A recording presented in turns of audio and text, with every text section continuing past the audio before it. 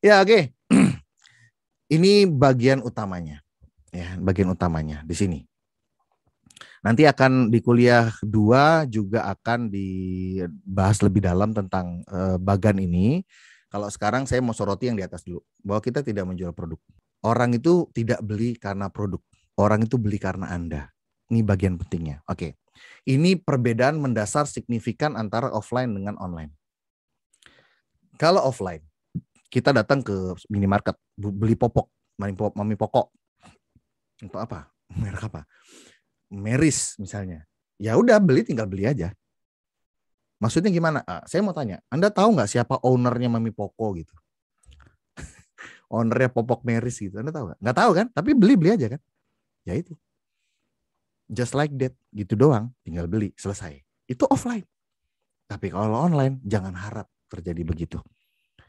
Orang sebelum beli produk kita, orang akan lihat dulu siapa kita. Ini perbedaan signifikan. Orang akan lihat, ini siapa yang jualan. Orang akan lihat personal brandingnya. Orang akan lihat kualitas penjualnya. Iya. Coba Anda beli di Tokopedia. Anda beli Tokopedia nyari barang. Oke lah. Nomor 1 pasti urutkan dari yang termurah. Oke lah. Tapi selain faktor urutkan dari yang termurah, apalagi Anda lihat? Bintang berapa reviewnya, betul? Terus Anda buka reviewnya, betul? Anda lihat komentar orang-orang yang udah pernah beli, betul? Itulah faktor utama yang menentukan online. Itu baru kita bicara marketplace loh. Yang orang tuh sellernya nggak tahu siapa karena cuma ada nama toko. Tapi orang komentar dengan kita, sellernya payah, sellernya lelet, bintang 1 gitu. ya gitu. Akhirnya Anda bisa jadi nggak jadi beli itu gara-gara review-review yang jelek. Dan mungkin Anda pernah nggak ngalamin gitu. Tadinya mau beli, terus nggak jadi beli gara-gara lihat kok reviewnya jelek-jelek sih. Reviewnya bukan review terhadap produk, tapi review kepada sellernya gitu. Ya saya nggak ngomong review produk ya, tapi kok review ke sellernya jelek-jelek, ini kata-katanya negatif nih, banyak yang miring-miring nih. Kenapa ini ya gitu. Pernah nggak jadi beli gara-gara lihat review sellernya jelek? Ya, saya nggak sekali 2 kali, sering. Kayaknya saya pilih yang agak mahal dikit, paling cuma beda 500 perak. Iya nggak sih? Tokopedia kan gitu ya, selisihnya paling 100 perak. Dari yang termurah sama termurah kedua tuh nggak jauh beda. Selisih 500 perak, 1000 perak. Bener nggak sih? Segitu gitu selisihnya. Come on man, apa sih artinya beda 500 perak? Tapi yang termurah kedua atau termurah ketiga, beda 500.000 perak itu reviewnya positif gitu orang-orangnya tuh.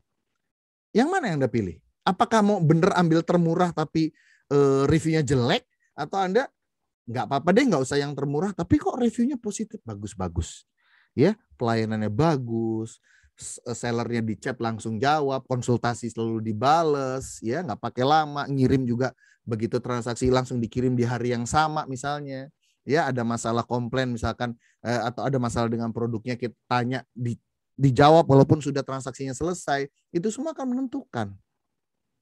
Itu dalam kontekstual marketplace loh. Maka dalam kita menentukan siapa target market kita, maka tidak lain tidak bukan juga dibalik. Target market akan melihat siapa diri kita. Oke? Paham ya? Ini hubungan 2 arah ini. Maka dalam menentukan bagaimana menemukan target market saya, Bah, supaya ini akan mayoritas dibeli. Ya dibalik target market juga harus melihat siapa diri kita, apakah kita layak untuk dibeli. Bukan produk, tapi Andanya. Ya, awas, hati-hati nih. Jadi orang beli karena faktor Andanya. Targeting. Bah, bagaimana Bah targeting itu Bah? Oke, ini dia. Nomor 1, saya bisa diterima dengan baik oleh populasi ini. Oleh siapa? Oleh siapa? Populasi saja. Artinya kita hanya bisa menjual kepada sekelompok orang tertentu doang. Nggak bisa kepada semua orang. Nah, contoh, Pons. Perusahaan Pons itu level internasional ya. Artinya di semua negara kan ada Pons ya. Saya ke Thailand ada Pons, ke Jepang ada Pons. Ya, saya ke Arab ada Pons. Kayaknya Pons di semua negara ada gitu ya. Nah, kita bicara Pons. Perusahaan sebesar Pons bisa nggak bikin sebuah produk gitu ya yang sapu jagat? Maksudnya sapu jagat gimana Pak? Gini. Dipakai semua kalangan cocok. Dipakai jenis kulit apapun cocok. Wes pokoknya sapu jagat produknya. Kira-kira secara kapabilitas perusahaan sebesar itu mampu nggak bikin begitu? Produk yang sapu jagat secara kapabilitas. Which is di dalam perusahaan itu tentunya banyak ahli-ahlinya kan. Ya, ahli macam-macam kan ada di situ. Bisa ya? Tinggal jual aja dengan harga sekian misalkan gitu ya. Tentukan nanti belakangan, pricing belakangan. Ini kita bicara kapabilitas perusahaan itu sangat-sangat memungkinkan untuk dia membuat satu produk yang sapu jagat tuh sangat bisa. Pertanyaan saya, dilakukan nggak? Enggak. Padahal bisa. Tapi dilakukan nggak? Tetap tidak. Kenapa? Karena ada hukum pasar. Hukum pasar tuh apa? Kita nggak bisa jual ke semua, nggak bisa. Itulah kenapa Pampers, yang merek Pampers harganya mahal. Mami Poko, yang kelihatan Mami Poko deh. Karena anak-anak saya pakainya Mami Poko gitu ya, dari mereka bayi gitu. Yang saya ingat ada Mami Poko yang bungkusnya warna biru, ada yang warna kuning. Yang kuning murah. Ya, Abah anaknya pakai yang mana? Yang kuning aja. Anak bayi berapa jam ganti pampers, ngapain beli yang biru yang mahal ya kan? Yang murah-murah aja. Sama aja ganti popoknya gitu-gitu juga. Ya. Jadi kenapa ya? Perusahaan sekelas Pons, sekelas Mami Poko tadi contohnya ya, tidak bikin satu produk sapu jagat, tidak. Ya, Pons Brightening Series misalnya. Ya pasti ditujukan untuk orang-orang yang lebih muda ya, yang masih pengen tampil kayak artis Korea yang gitu-gitulah ya, yang pengen kulitnya lebih cerah, yang masih kemakan begituan lah ya. Tapi kalau udah usia kayak kita usia kepala 4 dan seterusnya gitu, kayaknya sudah nggak peduli ya brightening ya, kayak bodo amat ya. Kayaknya ada masalah yang lebih penting daripada brightening ya. Apa? Kerut-kerut, flek-flek, pori-pori lebih penting ya. That's why ada produk Edge Miracle gitu loh. Yang orang udah bodo amat dah, mau brightening kayak mau enggak kayak, yang penting ini kerut wajahnya, itu kayaknya lebih mendebarkan gitu ya, bikin lebih deg-degan gitu ya, ibu-ibu gitu kan. Kenapa kok dipisah-pisah gitu? Ya itu hukum pasar. Hukum pasar itu tidak bisa satu untuk semua. Contoh lain misalnya odol, pasta gigi ya. Well, pada zamannya udahlah, semua market itu dikuasai oleh Pepsodent. Ya, rasanya sulit kalau harus bertarung lawan Pepsodent, kayaknya nggak bakalan menang lah. Nah, kita sudah lihat banyak pemain produsen pasta gigi yang bertarung dengan Pepsodent dan mereka tidak menang kan, tetap tidak menang kan. Ciptaden atau apa Formula nggak bakal menang lah, nggak bakal menang. Ya, puluhan tahun merajai pasar. Suatu hari, nah ini cerita serunya nih. Muncul pemain baru, anak kemarin sore, baru juga lahir, bocah piyik gitu ya istilahnya ya, bocil lah ya, bocil, baru juga muncul kemarin, masih bocil banget gitu ya, bikin pasta gigi, tapi dia nggak mau bertarung lawan Pepsodent. Apa yang dia lakukan? Dia sempitkan target marketnya. Ini orang ngerti marketing. Dia sempitkan target marketnya, hanya apa yang dijual khusus gigi sensitif. Iklannya gimana? Aduh, makan es krim. Aduh, makan apa lagi? Yang panas-panas ya, yang kuah panas. Aduh. Terus tiba-tiba kita yang melihat iklannya, kayaknya aku kalau makan es krim gitu juga. Kayaknya aku kalau makan kuah yang bakso ada kuahnya panas kayak gitu juga. Jangan-jangan gigiku sensitif. Tiba-tiba banyak orang yang merasa giginya sensitif. Padahal sudah puluhan tahun pakai Pepsodent dan nggak ada komplain. Aneh kan? Bener nggak? Puluhan tahun sekeluarga pakai pasta gigi Pepsodent nggak ada komplain. Santai-santai aja. Kenapa tiba-tiba di TV keluar iklan? Gigi Anda sensitif. Gunakan pasta gigi khusus gigi sensitif. Tiba-tiba loh. Jadi sok-sokan sensitif. Disensitif-sensitifin gitu loh. Padahal enggak. Apakah secara sains emang ada gigi sensitif? Saya mau tanya, ada dokter gigi di sini? Boleh bantu Abah? Apakah ada gigi sensitif, gigi tidak sensitif? Enggak ada, teman-teman. Yang ada gigimu bolong. Ya, giginya bolong-bolong kecil, abrasif gitu. Abrasif, giginya abrasif, bolong-bolong kecil, lubang-lubang kecil. Sehingga lubang-lubang kecil itu kalau kena es krim ya ngilu lah. Jadi bukan gigi sensitif, bukan. Gigimu berlubang. Kalau lubang gimana, Bang? Ke dokter gigi ditambah lubangnya. Betul ya? Ada dokter gigi. Betul, Dok? Valid? Insya Allah valid. Ya kan saya dokter juga. Walaupun bukan dokter gigi. Ya, tapi kan saya belajar juga gigi dan mulut. Di rumah sakit lu belajar juga. Ada bagian gigi dan mulut ya. Ikutan juga ke situ, stase di situ ya. Itu sebetulnya enggak ada itu gigi biasa, gigi sensitif enggak ada. Gigi ya gigi, ya ada lapisan email ya udah gitu aja sudah. Cuman ketika itu tergerus, terabrasi, maka terjadi lubang-lubang mikro yang ujung-ujung saraf itu kalau kena dingin jadi ngilu. Jadi soal-soal sensitif. Ya wes lah. And then tiba-tiba produk pasta gigi sensitif tersebut langsung nempel di benak masyarakat. Dia jadi market leadernya khusus gigi sensitif. Khusus gigi sensitif ya dia market leader, nggak ada lagi. And then nggak lama, setahun 2 tahun berikutnya Pepsodent pun meluncurkan namanya Sensitive Expert. Lu kenapa nggak dari dulu bikin Sensitive Expert? Pasta gigi Pepsodent biasa, pasta gigi Pepsodent sensitif. Kenapa nggak dari dulu bikin gitu? Kan dia mampu. Buktinya dulu produknya sapu jagat kok. Semua gigi bisa masuk. Ya, semua gigi masuk pakai pasta gigimu, sapu jagat asalnya. Justru dia sekarang bikin berbagai macam tipe-tipe segmented, ya, segmentasi market. Itulah, itu namanya hukum market. Tiba-tiba ada yang memecah marketnya. Tadinya nggak ada, tadinya semua sama, dipecah oleh si perusak pasar ini. Ini namanya bisnis yang disruptif tuh yang begini. Ya, nah maka dari itu kita harus sensitif terhadap hal ini. Oke, market makin kesini itu dia makin spesifik. Gak percaya. Dulu Ustadz itu satu aja. Dai sejuta umat siapa? Jainuddin MZ zaman dulu banget ya. Satu. Gim oke lah masih era-era yang satu Ustadz gitu ya. Tapi sekarang pun beda. Ya, ada Ustadz khusus siroh. Ada Ustadz khusus keluarga. Iya betul ya. Ada ustadz khusus fikih ibadah, fikih muamalah. Ada ustadz khusus akhir zaman. Ada ustadz khusus macam-macam lah. Ya, itu segmentasi namanya. Dulu tuh enggak ada. Satu ustadz ya sapu jagat, harus bisa semua. Sekarang enggak. Ya. Nah, itulah market, teman-teman, ya. Jadi setiap produk ada jodohnya.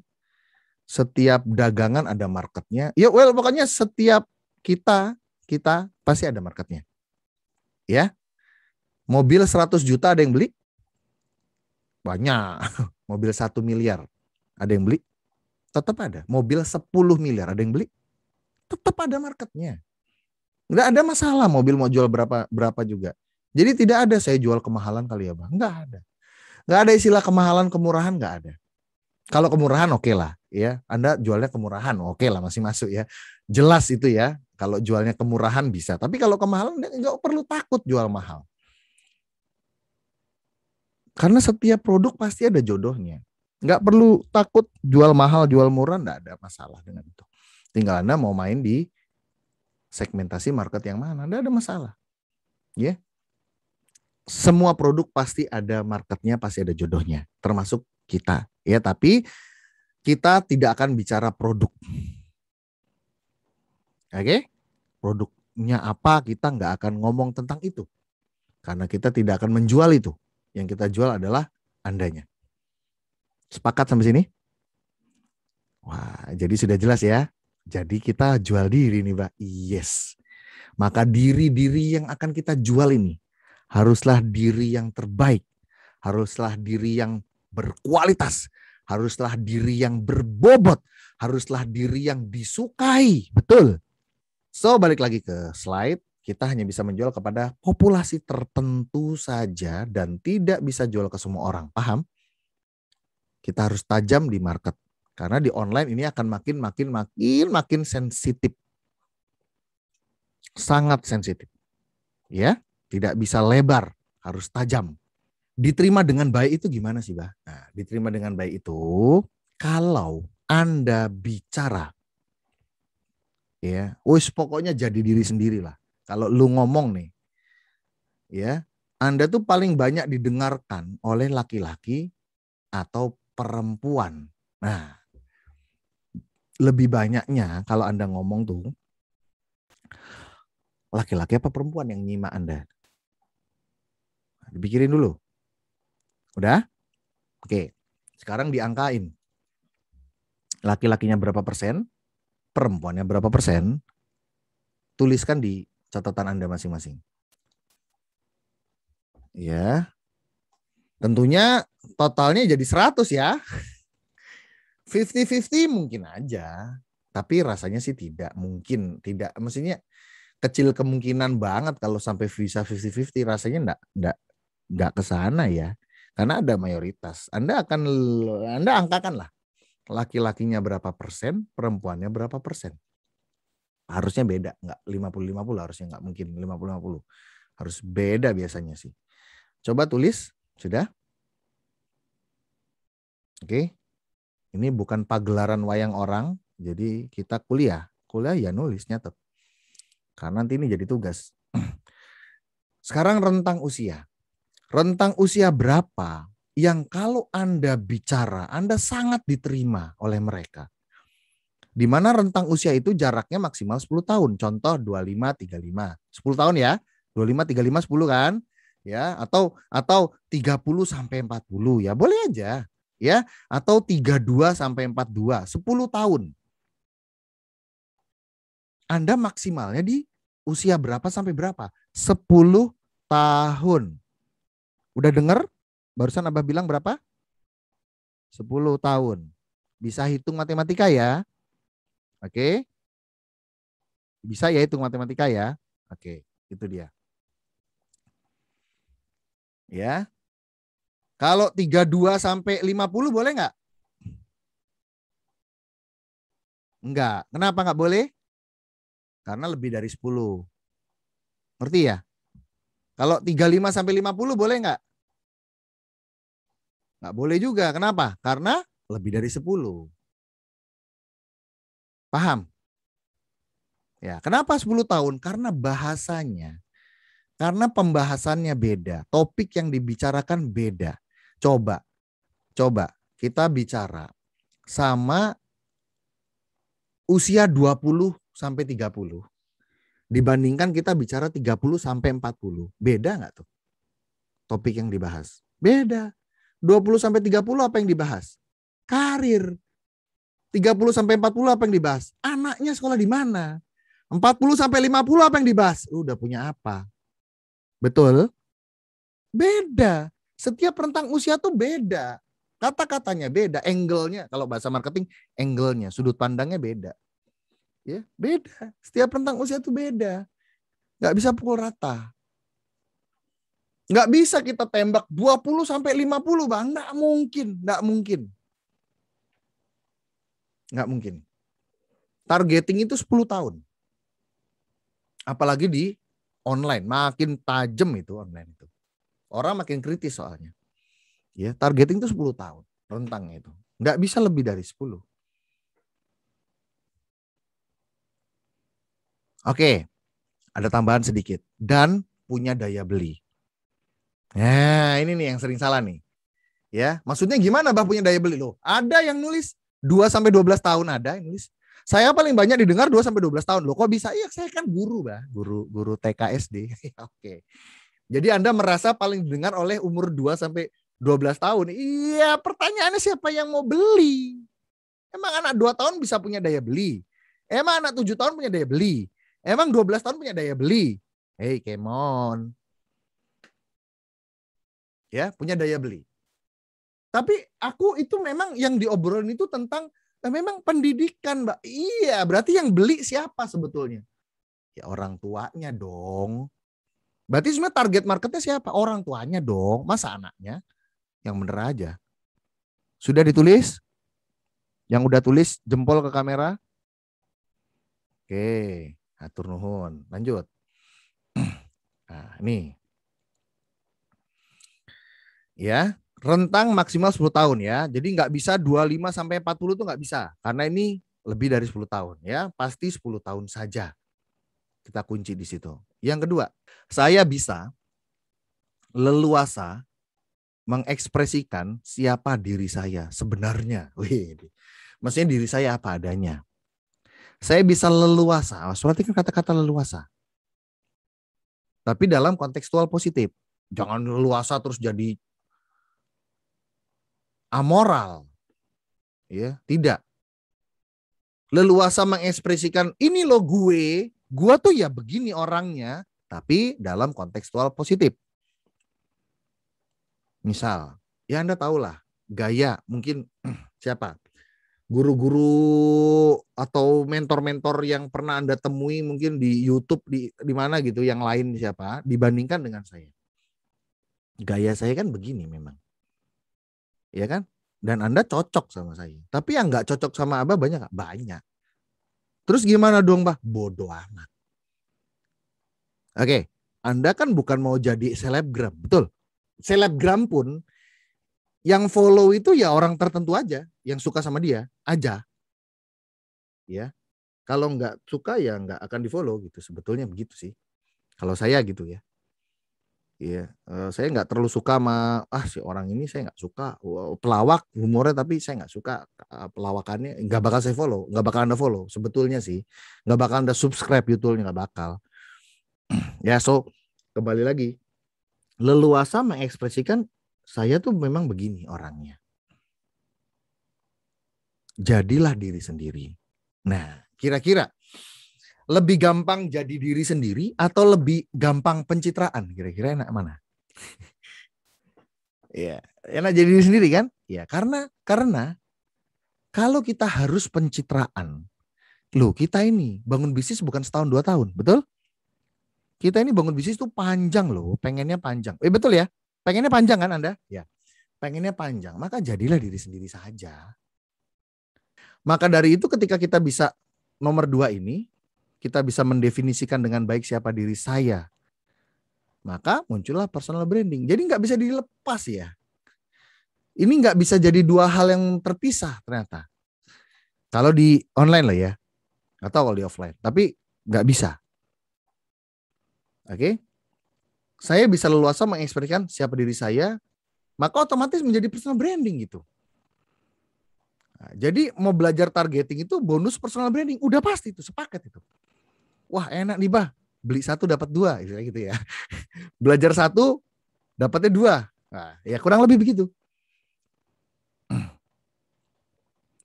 Saya bisa leluasa mengekspresikan diri saya begini. Nah sekarang pertanyaannya adalah,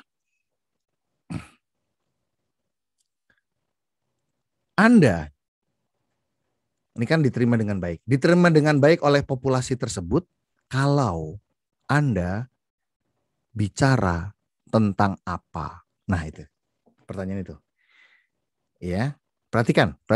Kalau saya bicara kepada populasi yang tadi tuh, laki-laki berapa persen, perempuan berapa persen di rentang usia sekian sampai sekian, tentang tema ini, wah pasti dikerubungin saya. Oke, itu kurang lebih gitu. Dan tema tersebut saya rumuskan menjadi KSSM. Nah, jadi ini rumusan Abah nih nggak bakal ketemu di mana-mana ya. Nggak ada ketemu di buku textbook marketing, nggak bakal ada. Ini mah bener-bener intisari saripati dari pengalaman kita gitu. Ini saya bikin rumus sendiri aja dah, nggak apa-apa lah ya. Yang penting kan working gitu kan. Apa itu KSSM? Singkatan. Kuasai, sukai, sharing, manfaat. Artinya ilmu ini atau strategi ini atau cara ini atau apa ya? Wes pokoknya tema ini, wes pokoknya materi ini Anda sangat kuasai. Sekali lagi, jadi diri sendiri. Jangan yang nggak Anda kuasai, Anda tampilkan. Waduh, mabok men. Pencitraan akhirnya. Aduh, capek loh. Pencitraan tuh capek loh. Ya. Dan Anda sukai. Kenapa harus disukai? Loh, sesuatu yang kita sukai, sesuatu yang kita kuasai dan kita suka, itu passion namanya. Betul nggak sih? Ya, kita menguasai tentang hal tersebut, kita menguasai ilmu tersebut, kita menguasai sebuah cara, sebuah teknik, sebuah keahlian tertentu dan kita suka. Itu apa namanya kalau bukan passion itu. Nah, jadi banyak yang, tapi nggak ada yang nanya kemarin ya, Bah, kira-kira itu kalau berbisnis itu apakah sisi mana, Bah? Apakah kita passionnya atau itu nggak bisa dipisahkan sebetulnya. Karena kalau kita sudah bicara targeting pasti kena personal branding. Kalau sudah kena personal branding, pasti passion. Bicara tentang passion. Karena kuasai dan sukai. Lah sesuatu yang kita sukai, passion, kita selalu berapi-api ngomongnya. Anda nggak bakal capek sampai kapanpun ngomong tentang itu. Anda nggak bakal kehabisan energi ngomong tentang itu. Tentunya sesuatu yang Anda kuasai dan Anda sukai, kalau Anda sharing tuh Anda semangat nggak kira-kira? Semangat banget dong, ya toh? Pasti semangat luar biasa. Yes, of course. Ya, jadi memang Anda pengen sharingkan ini gitu loh. Sebanyak-banyaknya orang harus tahu tentang ini, Bah. Karena saya menguasai tentang ilmu ini. Saya menguasai teknik ini. Saya menguasai tentang cara ini. Dan saya ingin banyak orang juga yang tahu tentang ini. Kenapa, Bunda? Kenapa pengen men-sharingkan tentang ini? Karena yang keempat, manfaat. Karena jurus ini, karena teknik ini, karena ilmu ini sudah memberikan manfaat buat kehidupan saya in a long time, untuk waktu yang lama. Ini memberikan dampak positif buat kehidupan saya dan keluarga saya untuk waktu yang lama. And that's why it will help other people too. Ini juga akan memberikan manfaat juga untuk orang lain, Mbak. Yes, Anda yakini itu, ya udah jadi. Nah, so PR-nya, langsung PR. Waduh, Mbak, langsung PR, Mbak. Ya. Berikan kepada saya 10 KSSM, ya, tapi bukan tema payung. Apa tema payung? Tema yang terlalu payung, terlalu besar, bukan. Tapi tentang sesuatu yang sangat-sangat spesifik. Sesuatu yang unik. Yang Anda merasa, itu sebetulnya gue doang yang tahu ini. Ya kalau Abah, itu barusan itu. And you are very passionate into that. Dan Anda sangat berpassion di situ. Oh, ini sudah membantu kehidupan Anda bertahun-tahun lamanya. Nah, it helps you for a long time. And so that it will help others too. Lah sama kata gue. Kok lu nyomain gue sih? Lu nyontek materi gue ya? Ini si Hoffman ini nyontek materi saya kayaknya nih. Ya, enggak lah. Ya. Dia juga merumuskan dan ternyata sama gitu. Ya, tentang kebermanfaatan tuh sama. Jadi memang ini sudah bermanfaat untuk saya. Jurus ini bermanfaat untuk saya. Dan kalau saya ingin bagikan ini supaya lebih banyak lagi orang yang tahu tentang ini. Gitu loh. Lebih banyak lagi orang yang menerapkan tentang ini. Sampai sini paham penjelasannya KSSM? Oke. So rumusannya begini, rumusannya. PR-nya itu begini. Oh maaf. Saya jelaskan pakai cerita dulu. Minggu lalu ada coach saya. Jadi saya belajar coaching sama dia. Jadi gurunya coach. Kebayang nggak? Ya udah aku mau deh belajar tentang digital sama Abah. Benar. Ya aku tanya dulu satu hal deh. Ya Mas ya. Aku tanya ya Mas ya. Sekarang aku jadi coachnya ya. Aku jadi coachnya sampean boleh? Ya kan sampean guruku. Tapi sekarang khusus sesi ini gantian ya. Aku jadi coachnya ya. Ya oke. Tak coaching ya. Oke. Aku tanya. Ada nggak suatu jurus, strategi, ilmu, tema tertentu yang antum kuasai? Sukai, sharing, manfaat. Itu yang akan dijual di internet, aku bilang gitu. Oh ada, gitu. Apa? Kayaknya sih memang tentang komunikasi. Ya ini jawaban yang salah. Wah Abah nih nyalahin coach terkenal. Iya, tapi itu salah. Saya kasih tahu aja. Itu jawaban yang salah. Kenapa? Jawabannya terlalu payung. Paham? Terlalu payung. Nggak spesifik. Gede banget gitu loh. Di atas banget jawabannya. Ya, nggak bisa terlalu atas. Kita harus tajemin di bawah. Komunikasi itu kan banyak loh, Mas. Ya, apakah komunikasi antar pasangan suami ke istri ke suami, atau pasangan orang tua ke anak ke orang tua, atau pasangan dalam kontekstual pendidik kepada murid-muridnya, atau dalam kontekstual public speaking, atau komunikasi persuasi, atau komunikasi hipnotik, dengan storytelling atau komunikasi dalam negosiasi. Ini komunikasi apa yang antum maksud? Terlalu luas. Gimana mau dijual? Kalau yang dibahas komunikasi, nggak bisa. Kalau mau belajar komunikasi, masuk aja Vkom, Fakultas Ilmu Komunikasi Unpad. Ya jelas belajar komunikasi. Walaupun sudah masuk Fakultas Ilmu Komunikasi pun setelah semester 1, semester 2, begitu masuk semester 3, penjurusan komunikasi apa yang Anda ingin ambil jurusannya? Penjurusan juga ya ternyata ya. Spesifik juga ya. Yes. Of course. Paham? Jadi sekali lagi tidak bisa jadi Pepsodent. Harus jadi Sensodyne. Ya. Jadi tidak boleh tentang payung. Harus jadi Sensodyne. Sesuatu yang spesifik. Maka dari itu polanya begini. Ini yang saya minta. Cara, jurus, teknik, ya, strategi,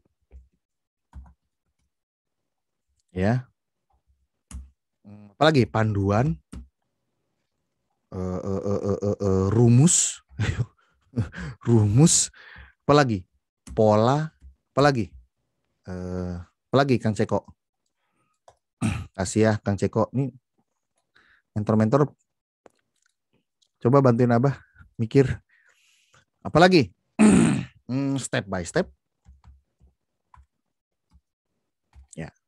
Ini ya, cara titik-titik untuk titik-titik, jurus titik-titik untuk titik-titik boleh, agar titik boleh, tanpa titik-titik atau dengan titik-titik boleh.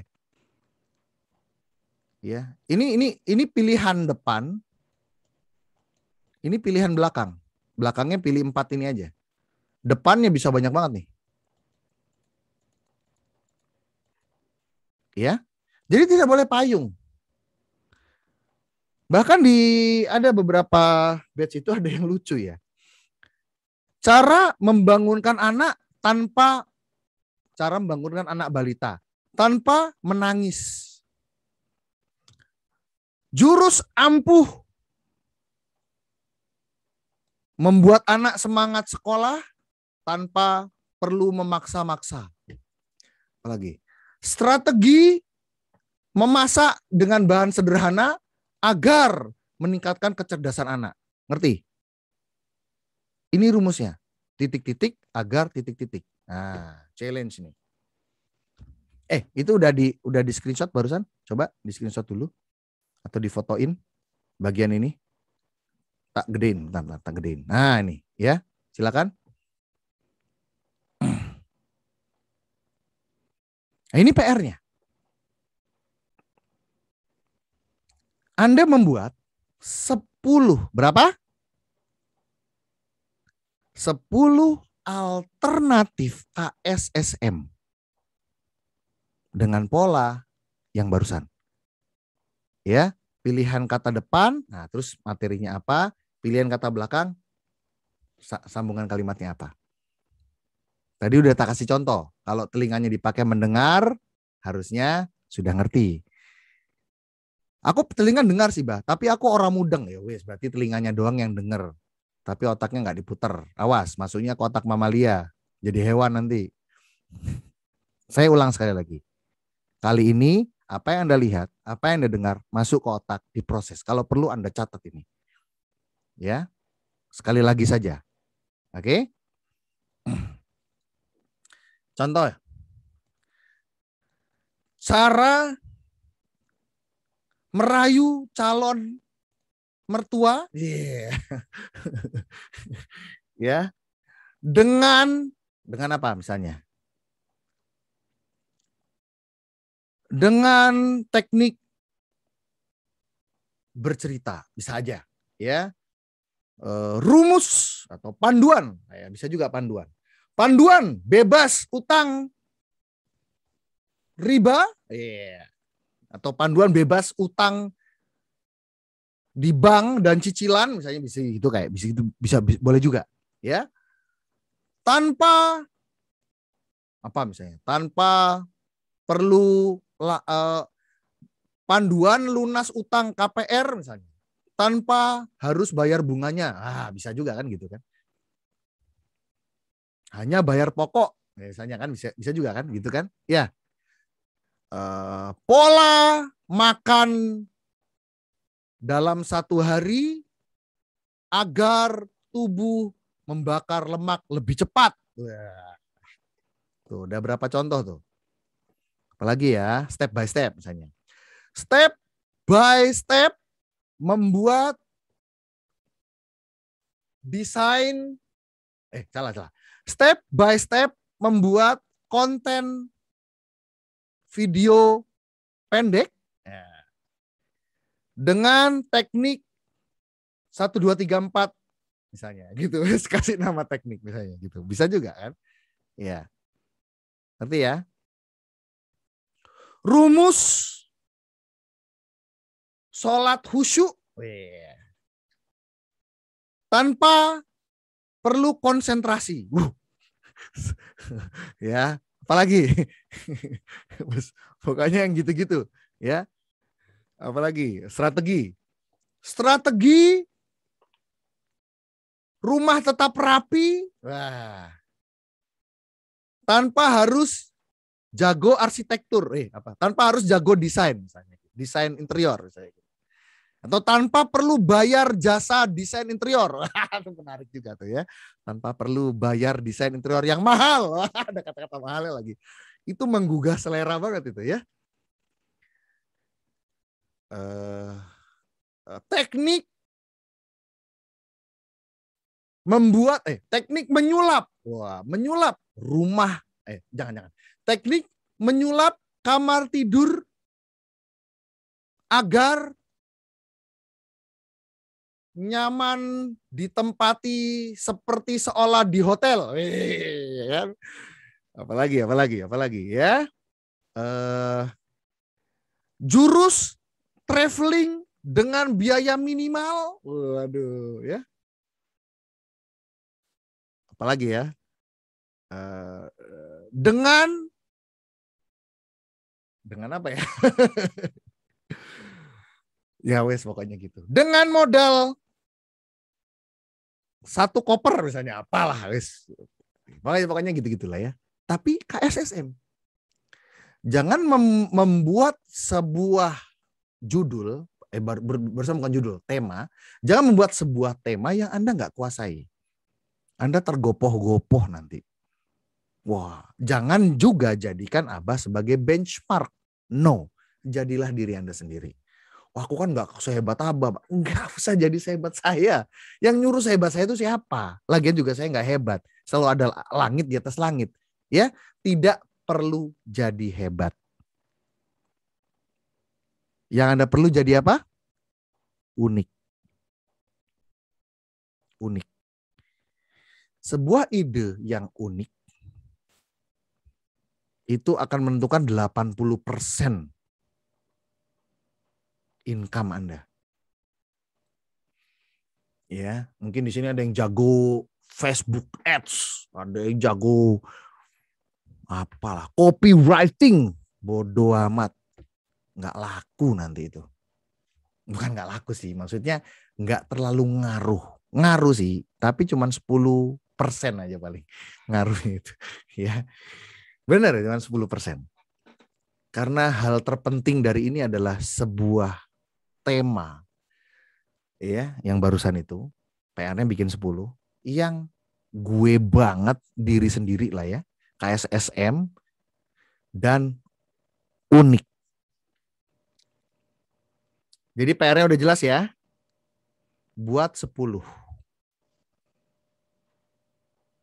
Ya, kalau bisa variasi, jangan satu pola kalimat dipakai terus. Depannya strategi 1-10 strategi semua ya kan, ada strategi, ada jurus, ada teknik, ada macam-macam lah ya.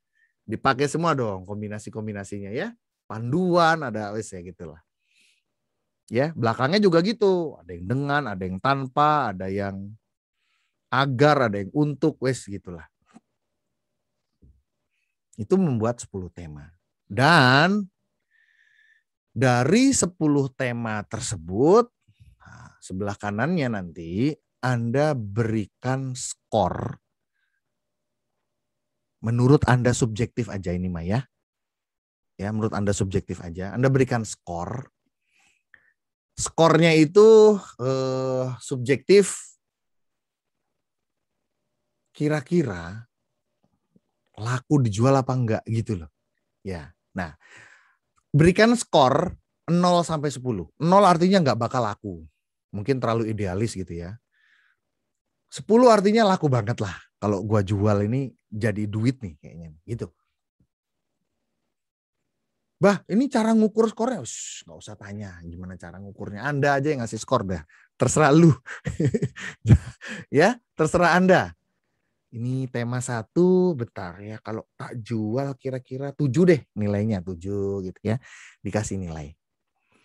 Tema kedua, wah ini idealis banget sih ini ya. Commercial-able-nya di skor 0 sampai 10 ada di angka berapa? Ya, bukan bobot.